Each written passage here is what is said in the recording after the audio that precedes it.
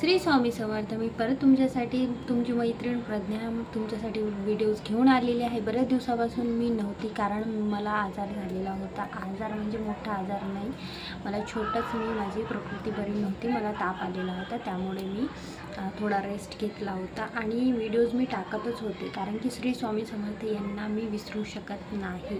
ते नेहमी माझ्यासोबत असतात आणि मी रोज त्यांची प्रार्थना करत असते आणि रोज व्हिडिओ टाकून मी त्यांचं स्मरण तर करतच असते. पण तुम्ही पण तुमच्या आयुष्यामध्ये काय करताय?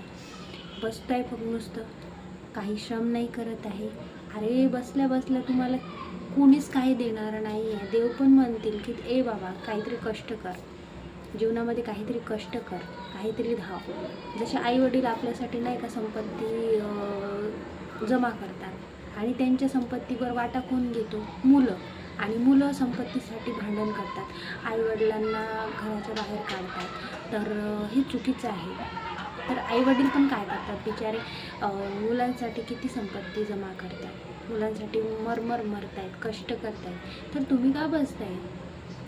मुलांचं कर्तव्य आहे आईवडिलांची सेवा करणं. त्यांनी जे संपत्ती तुमच्यासाठी केली असो किंवा नसो, पण तरीसुद्धा तुमचं कर्तव्य आहे आईवडिलांची सेवा करणं.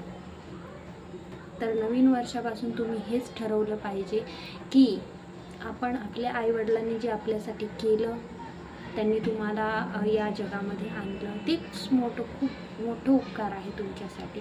ते कधी विसरायचं नसतं, काही पण झालं तरीसुद्धा. आणि आईवडिलांचं हे